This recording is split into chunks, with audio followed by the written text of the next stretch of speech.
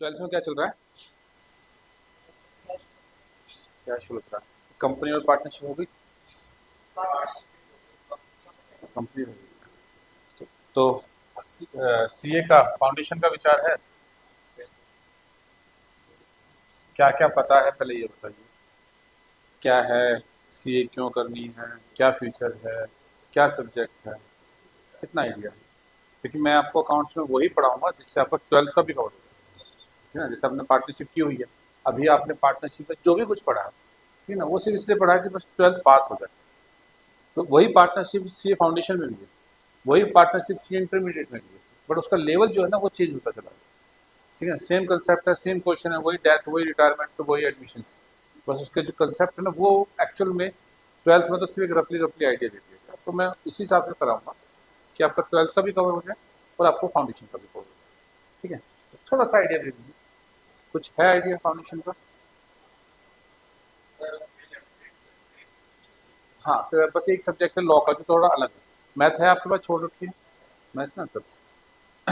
Foundation में 4 paper है, ये तो आपको पता ही होगा। First accounts, 100 marks. Second law, again 100 marks. Third math and stats, ये भी 100 मार्क्स, लेकिन मैथ जो है वो 60 मार्क्स का, ये 40 मार्क्स का। एंड फोर्थ इज इकोनॉमिक्स, ये भी कितने के, 100 मार्क्स। ये दोनों के दोनों जो है सब्जेक्टिव है, और ये जो है ऑब्जेक्टिव। ठीक है, मतलब वो 11 12 का टिग्नोमेट्री भी नहीं है। हाँ नहीं, बिना टिग्नोमेट्री के है, इससे थोड़ा इजी हो जाता है। ठीक है ना, वही आपके सॉरी वही आपके मैट्रिक्स है, इंटीग्रेशन है, एपीजीपी है, परमोटेशन, सारे टॉपिक्स वही है। बस इजी ये हो गया है कि इसके अंदर जो है टिग्नोमेट्री हटा दी है। ठीक है ना, लेकिन क्या है, ये जो सब्जेक्टिव है पूरे पूरे क्वेश्चन करना है, ये ऑब्जेक्टिव है। आप एक क्वेश्चन सही करोगे तो 1 नंबर मिलेगा, एक गलत हो गया तो 0.25 माइनस हो जाएगा। तो सारा का सारा इसके अंदर ये है। हम बात यहाँ पे फिलहाल तो करेंगे अकाउंट्स की। तो पार्टनरशिप से शुरू करें या कंपनी से शुरू करें? नहीं, वो तो फिर मैं तो स्टार्टिंग से कराऊंगा। अगर पार्टनरशिप आती होगी, बस ये है कि थोड़ा आपको आइडिया है तो थोड़ा स्पीड से हो जाएगा। कंपनी को मैं बिल्कुल बेसिक से करा के चलूंगा, मतलब जीरो से, मतलब क्योंकि आपने वो सुनी भी नहीं। ठीक है ना, पार्टनरशिप स्टार्ट करो, पार्टनरशिप से। चलो, तो स्टार्ट करने से पहले थोड़ा सा मैं ये जान लूँ कि आपको अकाउंट्स आता कितना है। जनरल एंट्रीज पास करनी आती है बड़े आराम से, कोई दिक्कत है नहीं जनरल एंट्रीज के अंदर। चलो, व्हाट इज पार्टनरशिप?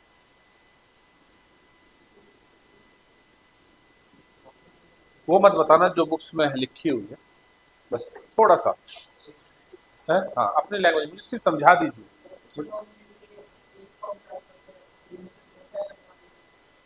ठीक है। ये क्या हो गया यार?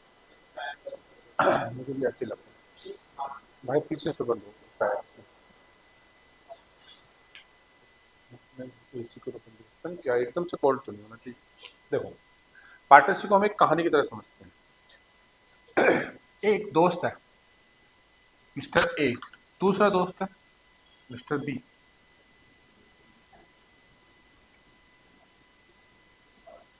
क्योंकि हर बिजनेस जब कुछ लोग मिलकर एक साथ काम कर रहे हैं तो पार्टनरशिप नहीं होती। ठीक है ना, अगर हम तीनों मिलकर कोई काम करने, जैसे दिवाली आ रही है, हमने तीनों डिसाइड किया चलो तीनों 5-5 हज़ार रुपये मिलाते हैं और दिवाली के पटाखे लेंगे और उनको बेचेंगे, ये पार्टनरशिप नहीं है। जबकि तीनों ने कैपिटल लगाई है, तीनों ही काम कर रहे हैं, प्रॉफिट या लॉस भी डिस्ट्रीब्यूट हो रहा है, बट पार्टनरशिप नहीं है। ठीक है, तो हर एक जरूरी नहीं कि सारे लोग मिलकर जो भी काम साथ में करें वो पार्टनरशिप ही होगी।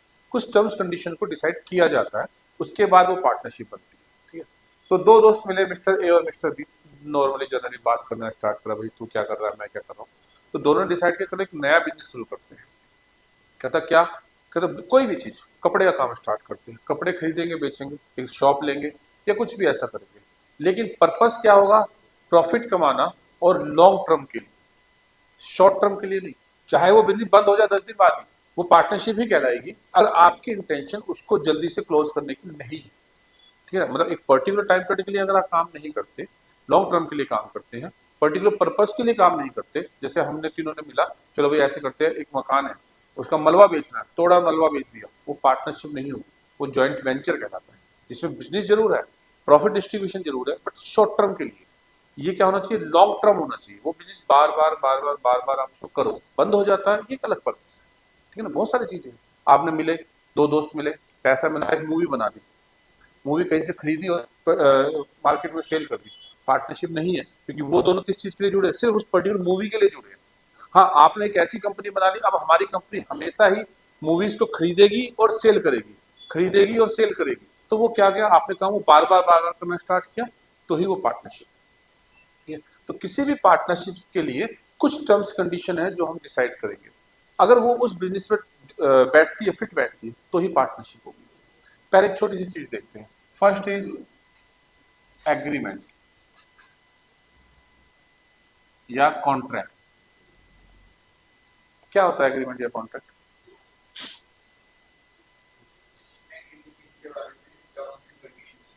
टर्म्स या कंडीशन होती हो। अच्छा, एग्रीमेंट और कॉन्ट्रैक्ट में कोई डिफरेंस है? नहीं, एक लॉ में एक डेफिनेशन है जो आप लॉ का चैप्टर पढ़ोगे उसके अंदर है कि हर कॉन्ट्रैक्ट एग्रीमेंट तो होता है, मगर हर एग्रीमेंट कॉन्ट्रैक्ट नहीं होता।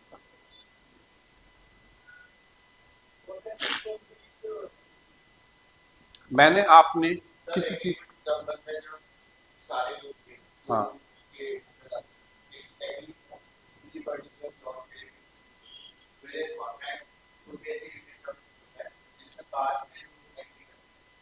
कुछ कुछ कुछ कुछ सही है। एग्रीमेंट का मतलब है हमने कोई काम करने के लिए, कुछ भी चीज सेल परचेज करने के लिए कोई भी चीज डिसाइड कर ली।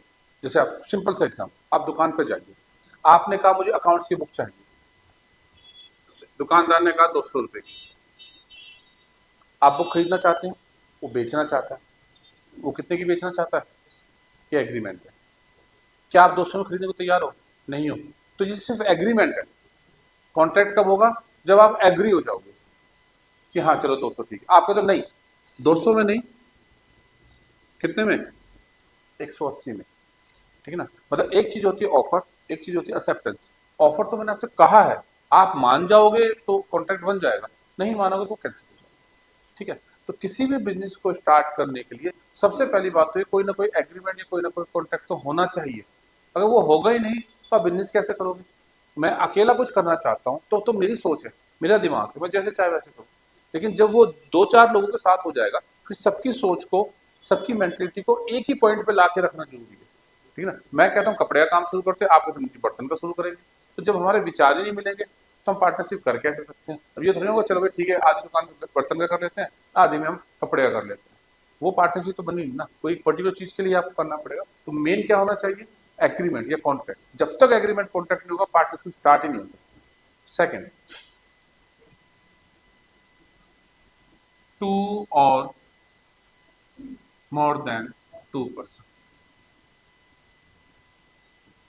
अब मुझे पार्टनरशिप स्टार्ट करनी है तो जाहिर सी बात है कम से कम एक आदमी तो मुझे चाहिए। ठीक है ना, क्योंकि मैं अपने आप अपने से क्या एग्रीमेंट कर सकता हूँ, ये तो नहीं कि पहले मैंने यहाँ बैठा भाई हाँ काम शुरू करूंगा, फिर यहाँ चला गया हाँ करते हैं, अच्छा भाई इतने पैसे लगेंगे हाँ लगे, नहीं हो सकता ना, प्रैक्टिकली ये चीज पॉसिबल ही नहीं है। प्रैक्टिकल पॉसिबल करने के लिए कम से कम दो आदमी तो होने चाहिए। तो एग्रीमेंट करना या कॉन्ट्रैक्ट करना तो कितने लोगों के बीच में होगा, कम से कम दो लोगों के बीच में। ठीक है, अगर दो आदमी होंगे तो ही आप पार्टनरशिप बना सकते हो, अदरवाइज तो पार्टनरशिप हो ही नहीं सकती। क्लियर चीज? चलो, अब कुछ लोग मिले, उन्होंने एक टर्म्स कंडीशन के साथ एक एग्रीमेंट किया, कॉन्ट्रैक्ट किया और ये डिसाइड किया कि हम ये काम करेंगे, डिसाइड हो गया। चलो, थर्ड, लेकिन डिसाइड क्या करना शुरू किया है आपने, हम कोई बिजनेस करेंगे, मतलब कैरिंग ऑन बिजनेस।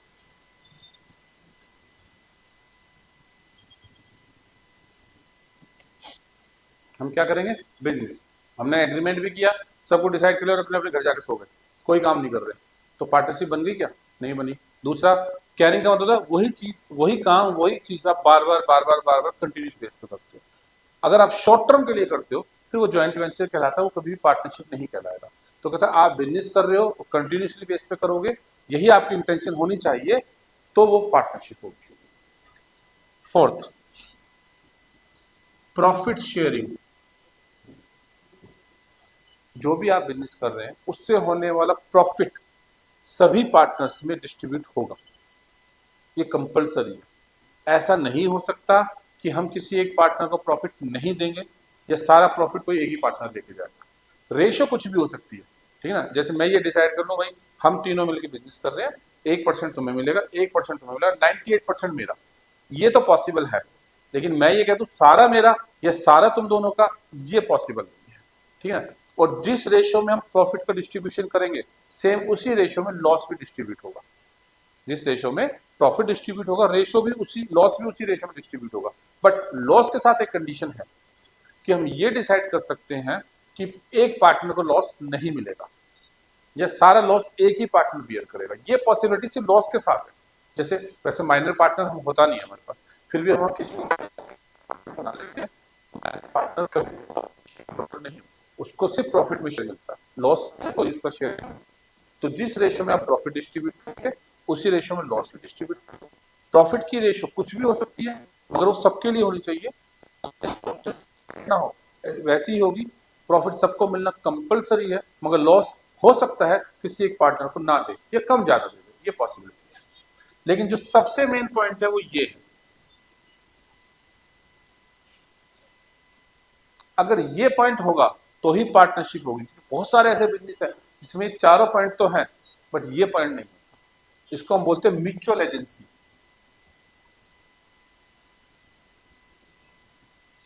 एजेंसी समझते हो? एजेंट और ओनर का मतलब समझते हो? क्या होता है एजेंट या ओनर का मतलब? ना ना, वो एजेंट नहीं। हाँ, जो किसी के बिहाफ पर काम करे या किसी के लिए काम करे, ठीक है ना। जैसे कि सिंपल सा एग्जाम्पल, आप एक मकान देखने जाते हो एक डीलर मकान दिखाता है आपको कि भाई ये मकान है, इसका ये किराया है, ये बिजली का बिल है, ये मेंटेनेंस का खर्चा है, ये आपको पे करना पड़ेगा। वो काम किसके लिए कर रहा है? ओनर के लिए या अपने लिए? ओनर के लिए।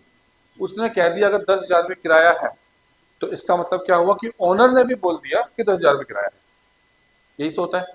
अब कल को 10,000 रुपये किराया जब डिसाइड हो जाएगा तो क्या ओनर मना कर सकता कि मैं 10,000 रुपये नहीं दूंगा? क्यों? क्योंकि मैंने उसको राइट दे रखा था ये करने को।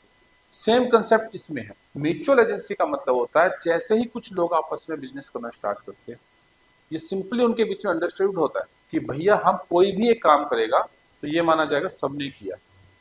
मतलब एक पार्टनर की किसी भी एक एक्टिविटी से सभी पार्टनर्स की लायबिलिटी क्रिएट हो जाती है। जैसे 3-4 पार्टनर्स थे, एक पार्टनर को हमने मार्केट का काम दिया था कि तुम्हें मार्केट देखनी है, बाकी सारे फैक्ट्री देखनी है। उसने मार्केट से लेन देन उधार में भी कर रखा है, चल रहा है, और कल को वो पैसा दिए बिना गायब हो जाता है तो अपने आप लायबिलिटी बाकी पार्टनर्स की क्रिएट हो जाएगी।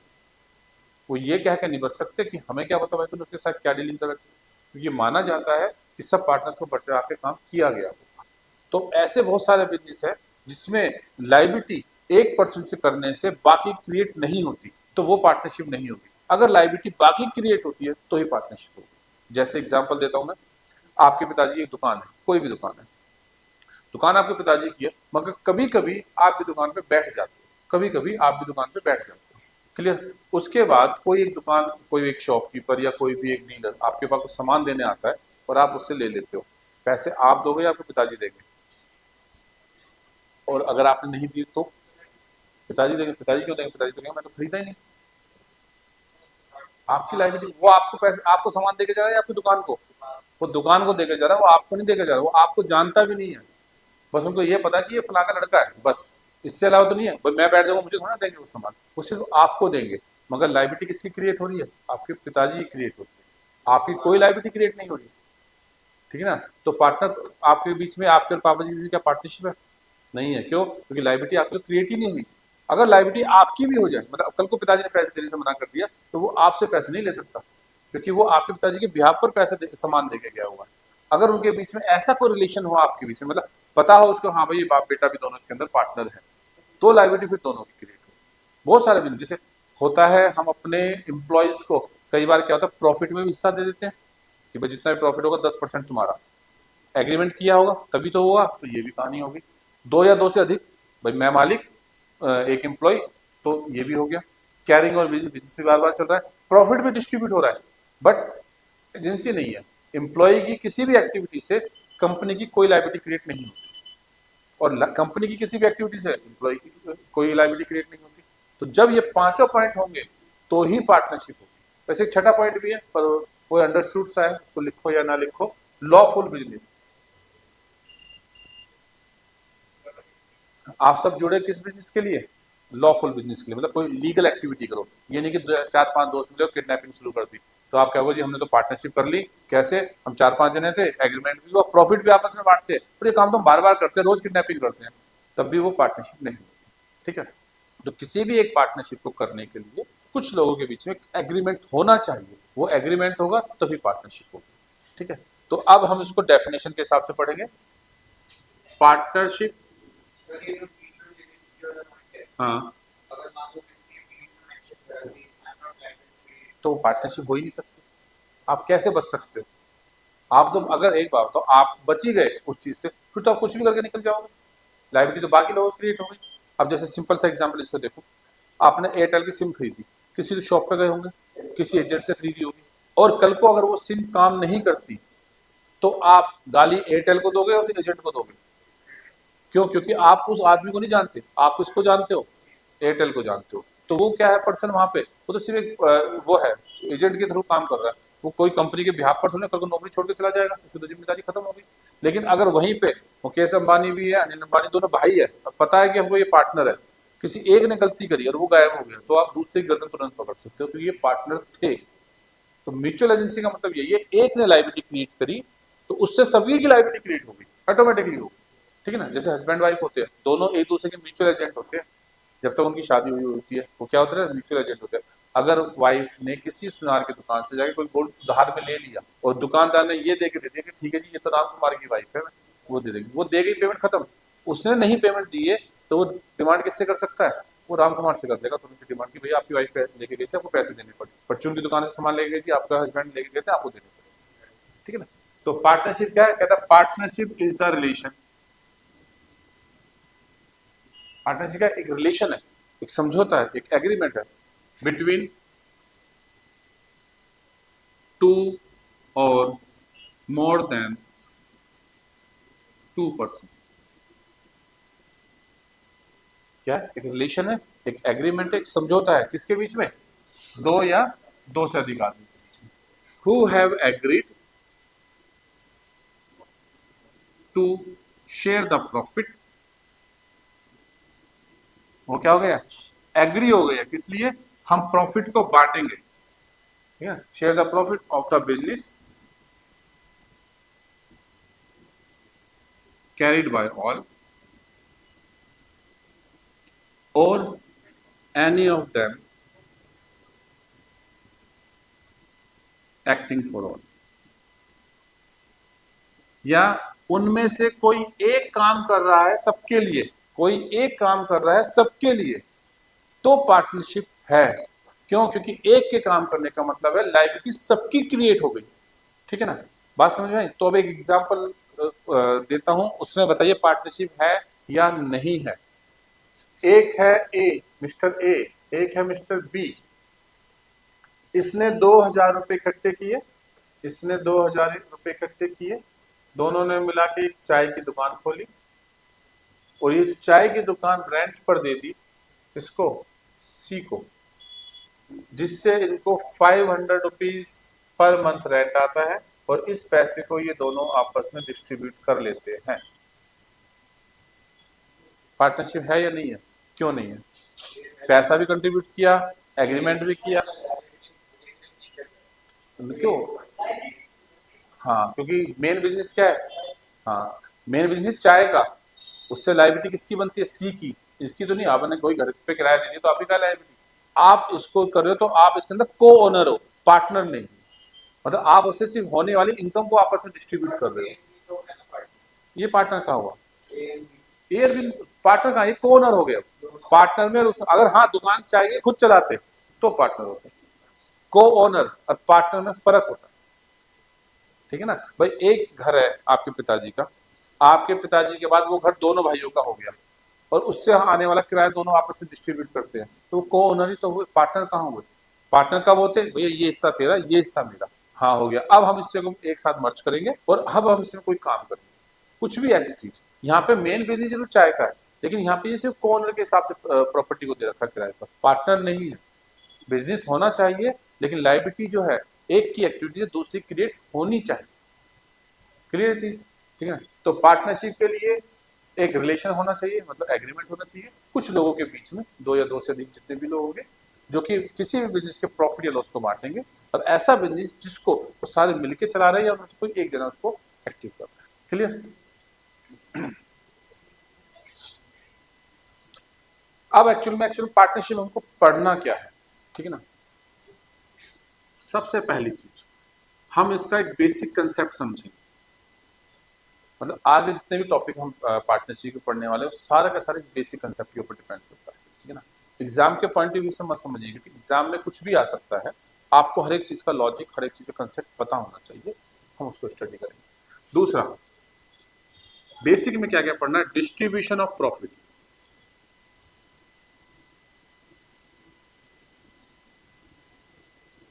पार्टनर्स ने एक्चुअल में आपने 11th में पढ़ा होगा फाइनल अकाउंट का एक टॉपिक। फाइनल अकाउंट में आपने प्रॉफिट एंड लॉस अकाउंट बनाया, सब एक्सपेंस डेबिट साइड में, सब इनकम क्रेडिट साइड में, ठीक है। उसके बाद जो भी प्रॉफिट या लॉस आता है वो डायरेक्ट आपकी कैपिटल प्लस या माइनस हो जाता है। वो इसलिए क्योंकि वो सोल प्रॉपर्टी फर्म थी, आप उसके अकेले ओनर थे, आपकी ही कैपिटल लगी थी, प्रॉफिट भी आपका, लॉस भी आपका। मगर अब ये प्रॉफिट या लॉस किसका हुआ? एक से ज्यादा लोगों का। तो हम उसका क्या करेंगे? अब डिस्ट्रीब्यूशन करेंगे पार्टनर्स के बीच। उसके बाद कैपिटल अकाउंट्स बनाएंगे, किसके? पार्टनर्स के। सेम वही है जैसे कैपिटल अकाउंट आपने अपना बनाया, अब वो एक के ना बना के दो तीन चार लोगों के बनाना स्टार्ट करेंगे, ठीक है ना, जिससे हमें ये पता लगे एक्चुअल में हर पार्टनर का कितना शेयर है बिजनेस के अंदर, ठीक है। तो हम क्या बनाना शुरू करेंगे? पार्टनर्स की कैपिटल, और उसके बाद कुछ अदर्स कैलकुलेशंस भी। इसको और इसको बनाने के लिए अदर कैलकुलेशन आपको समझ में आनी चाहिए, लेकिन सब कुछ चलेगा किसके according? According to partnership agreement,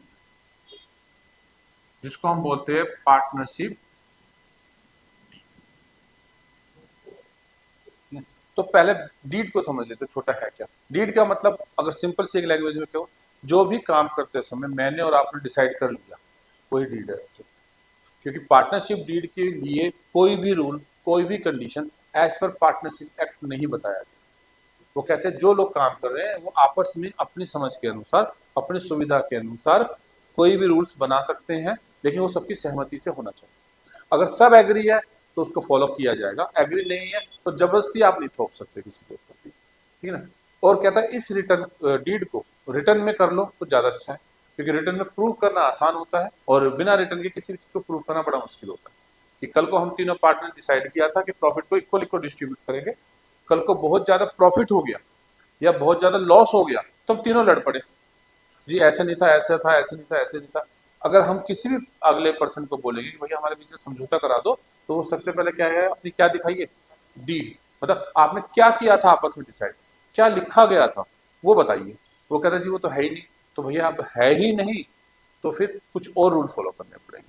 जैसे आप रेस्टोरेंट में खाना खाने जाते हो, वो आपको एक मेनू कार्ड देता है, उसमें एक तरफ आइटम लिखे होते हैं, एक तरफ उसका प्राइस लिखा हुआ होता है, एक तरह का कहीं ना कहीं वो भी तो एग्रीमेंट ही होता है।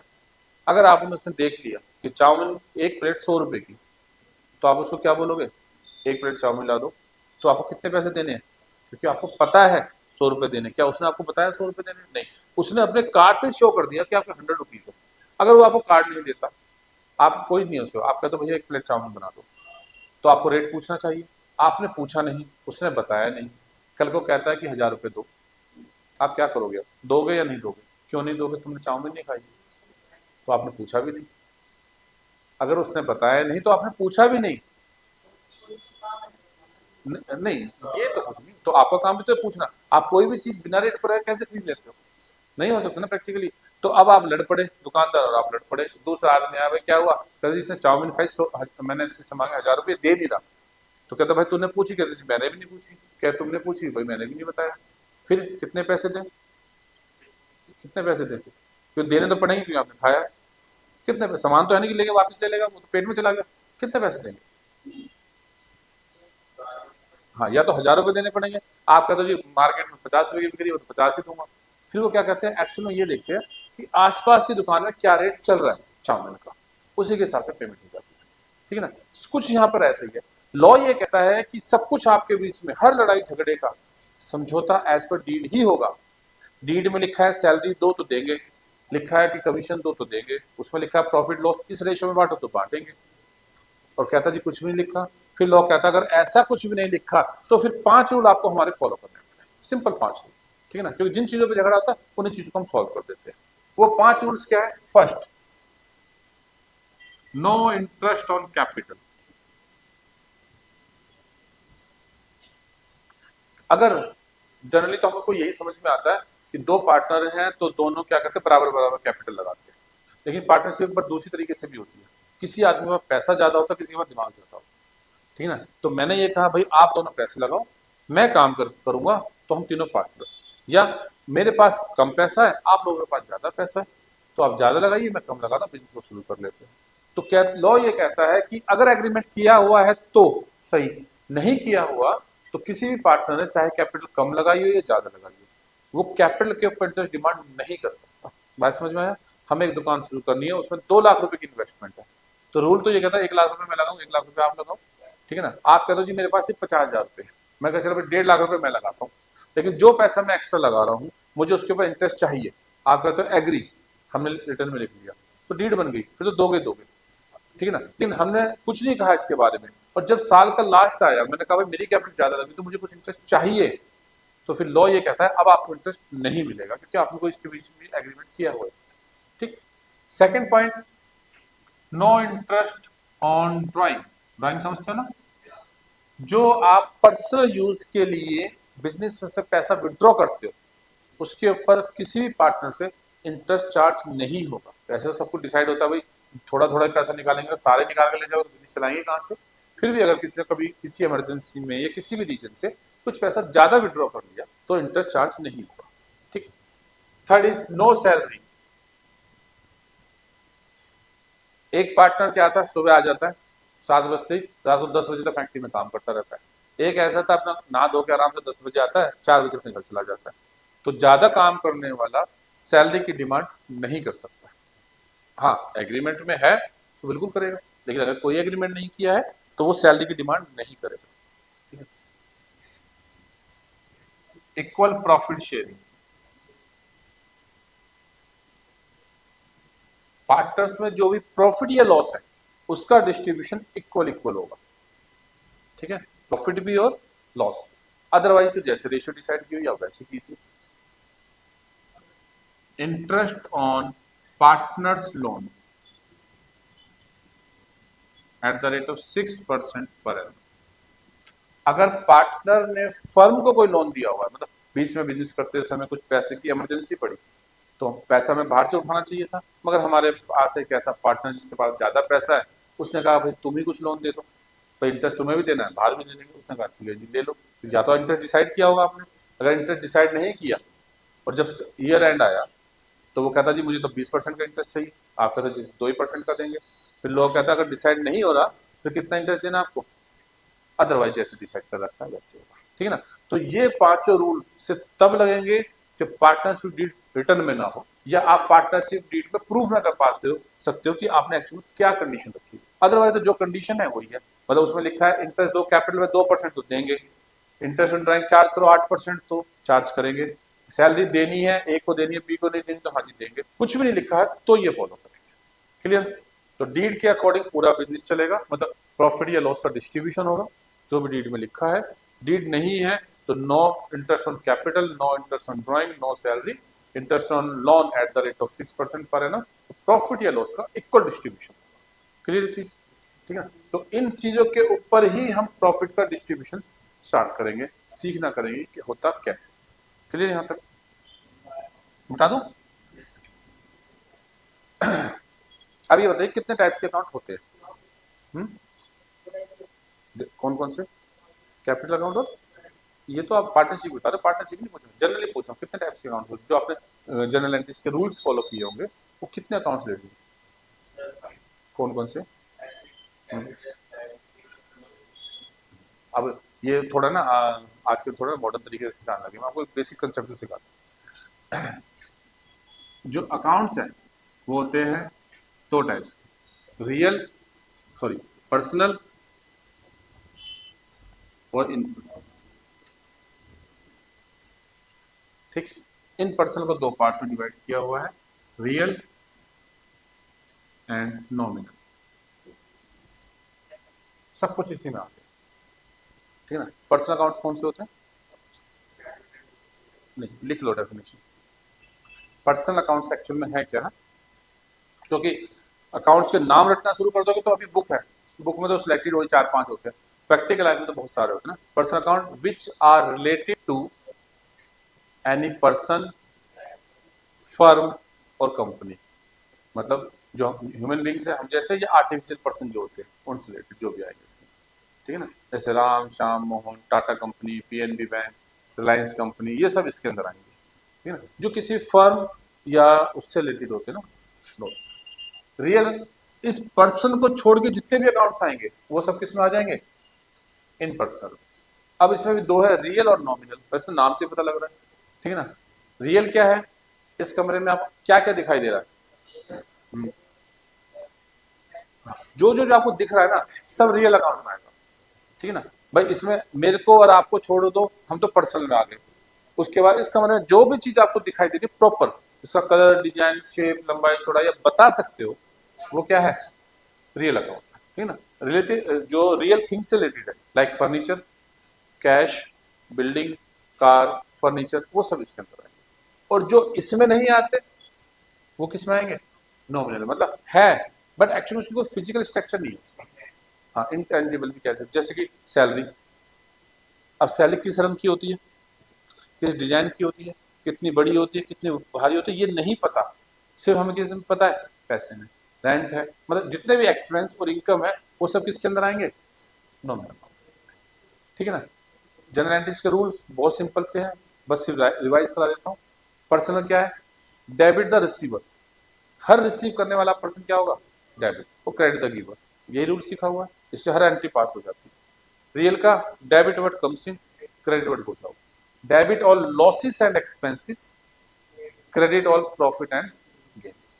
क्लियर है चीज, ठीक है। सिर्फ हल्का सा 11th में आपने पढ़ा होगा, क्योंकि इसका पता होना अब जरूरी है, क्योंकि अधिकतर जितने अकाउंट्स बनेंगे अब वो कुछ ना कुछ इसी से लेते हैं। तो सबसे पहले हम बात करेंगे डिस्ट्रीब्यूशन ऑफ प्रॉफिट।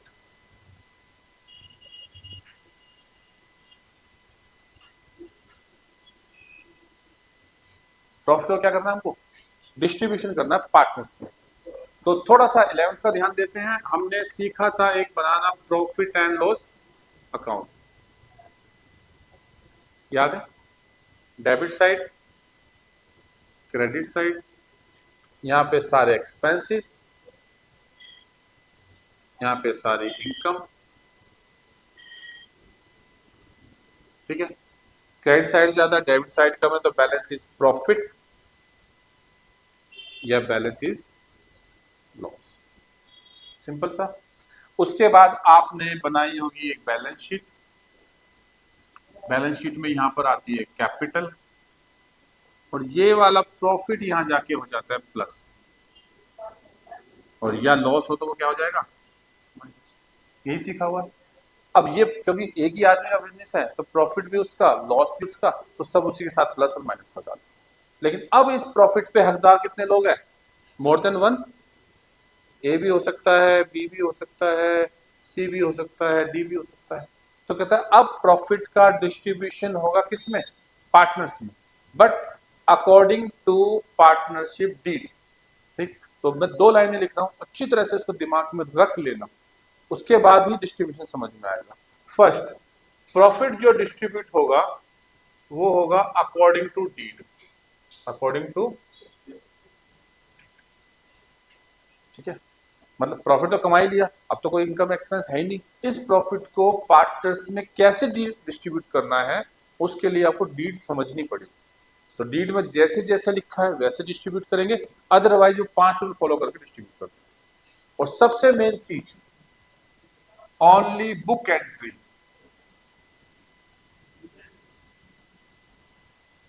हम सिर्फ क्या करेंगे, बुक एंट्री करेंगे।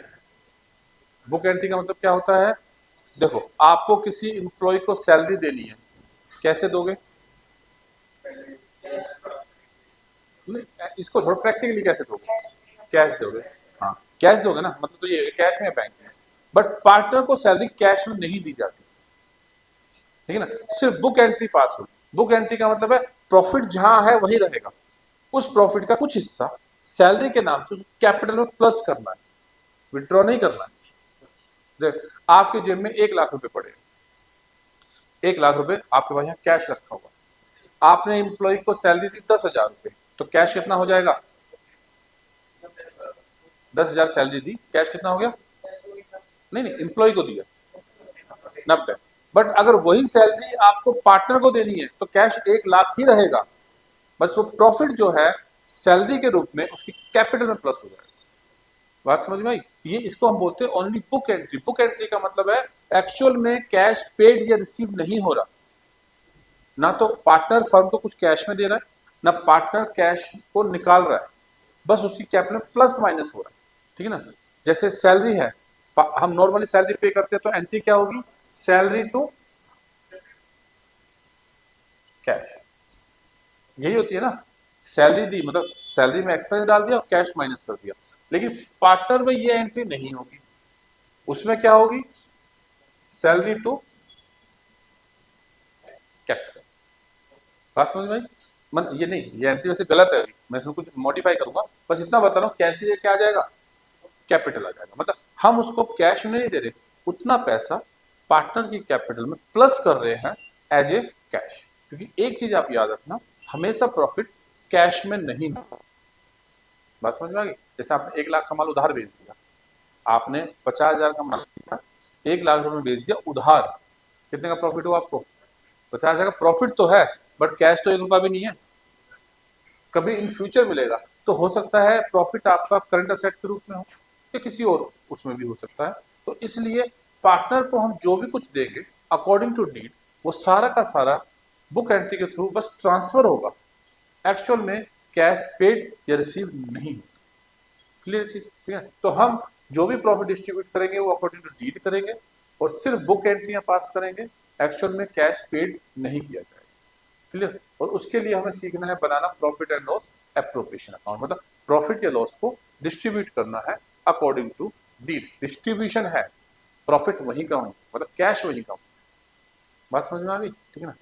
चलो, एक तो आप टाइम की डिसाइड करो, टाइम फिक्स है आपका 3 बजे का, पर 3 बजे फोन नहीं आया था, आप नहीं आए थे? आप नहीं आए थे? अच्छा चलो, ठीक है।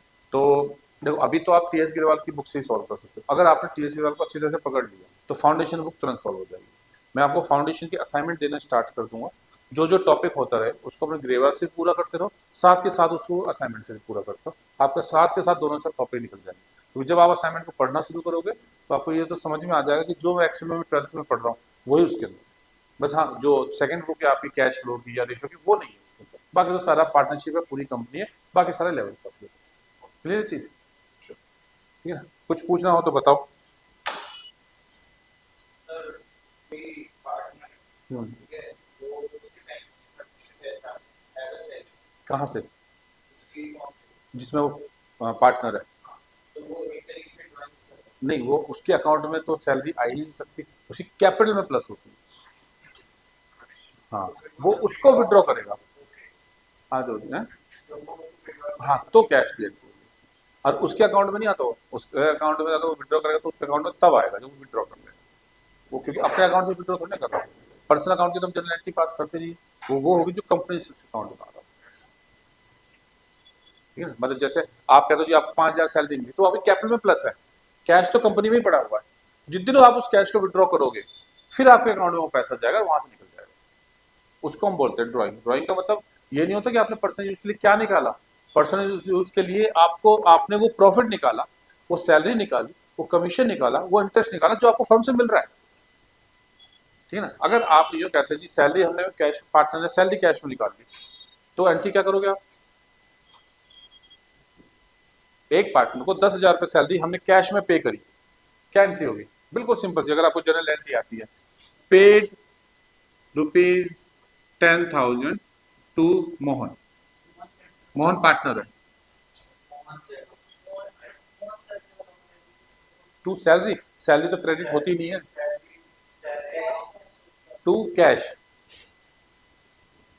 मोहन टू सैलरी है, मतलब यहाँ पे मोहन कैपिटल अकाउंट है टू कैश, ठीक है ना। लेकिन ये तो सेकंड एंट्री है ना,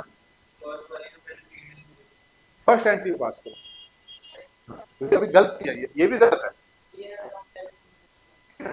profit and loss appropriation account debit to, हाँ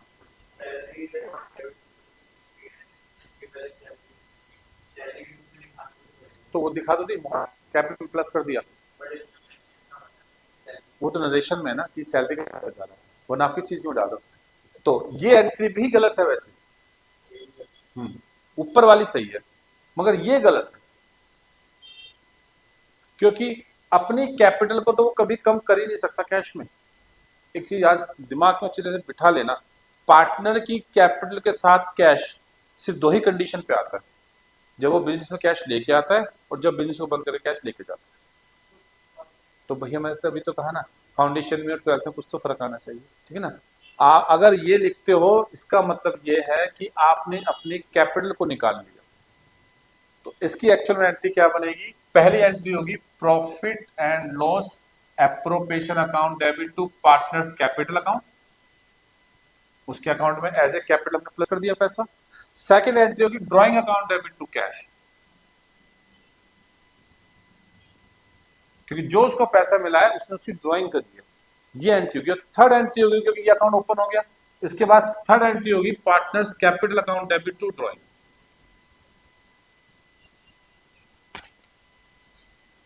हमेशा जब दो एंट्री को मर्ज करके हम एक बना देते हैं, वो हर कंडीशन पे सही नहीं होती, कुछ जगह वो सही होती है, कुछ जगह वो गलत हो जाती है, ठीक है ना। जैसे 11th में तो आपने ये भी चीज सीखी होगी कि आग लग गई तो loss by fire account debit to purchase कर दिया, जबकि परचेज कभी क्रेडिट होता ही नहीं है। अगर परचेज क्रेडिट हो सकता तो हम परचेज रिटर्न का अकाउंट ओपन नहीं करते। भाई मशीनरी आप खरीदते हो तो मशीनरी टू कैश, वापसी करते हो तो जिससे भी खरीदी थी उसका नाम टू मशीनरी रिटर्न करते हो, मशीनरी कर देते हो। मशीन रिटर्न का तो अकाउंट ही नहीं होता, मशीनरी होती है बस। लेकिन हमें परचेज रिटर्न का अकाउंट खोलना होता है, क्यों, क्योंकि मशीनरी रिटर्न का अकाउंट होता नहीं, परचेज क्रेडिट नहीं हो सकती, इसलिए रिटर्न अकाउंट खोल देते हैं एक नया। तो हर चीज को मर्ज करने से नहीं आती, या हर स्टेज पे वो सही नहीं हो जाता। अगर अब हम क्या सोचते हैं, पार्टनर्स यहाँ भी है, ड्राइंग यहाँ भी, इनको काट के एक ही एंट्री पास कर दो, पार्टनर्स कैपिटल टू कैश। अगर आपने एक ही एंट्री पास कर दी तो उसका मतलब उसने अपनी कैपिटल विड्रॉ कर दी। तो हमें क्या करनी है, पहले ड्राइंग की एंट्री पास करो, क्योंकि एक्चुअली उसने सैलरी निकाली ना, अपनी कैपिटल तो निकाली ना, वो ड्राइंग है। अपनी कैपिटल निकालोगे वो ड्राइंग नहीं होती, वो तो कैपिटल ही होती है। उसके बाद उसको क्लोज करना है कैपिटल में से, क्योंकि यहाँ पे कैपिटल प्लस करोगे तो यहाँ माइनस करोगे। बात समझ में आ गई, ठीक है ना। तो अकाउंट्स बहुत ईजी है, मगर हर एक के पीछे कंसेप्ट एक लॉजिक है, रट्टाफिकेशन नहीं है अकाउंट्स के अंदर, ठीक है ना। क्योंकि आप इसको करके मार्क्स तो ले सकते हो, मगर जिस दिन आप फाउंडेशन का पेपर दोगे वो आप उसमें फेल हो जाओगे, फिर आप क्या कहोगे कि अकाउंट सीए तो बड़ा मुश्किल है। अभी सीए मुश्किल नहीं है, सीए इजी है, पर दिक्कत क्या है, हमने ठीक से वो पढ़ा नहीं था, वही हमको आदत लगी हुई है और वही आगे चल जाएगी, ठीक है ना। क्योंकि हम डायरेक्ट एंट्री डाल के आ जाएंगे, वो गलत कर देगा, आप लोगों ने सही किया था, आपने सही किया था ना, वो लॉजिकली तो गलत था। बस ये इतनी ही चीज़ सी है जो सीखनी है, बाकी तो सब कुछ वही है, जब पढ़ वही इंटर में वही फाइनल में, चेंज तो कुछ है ही नहीं, ठीक है भाई। चलो मिलते हैं नेक्स्ट अगली क्लास में, ठीक है।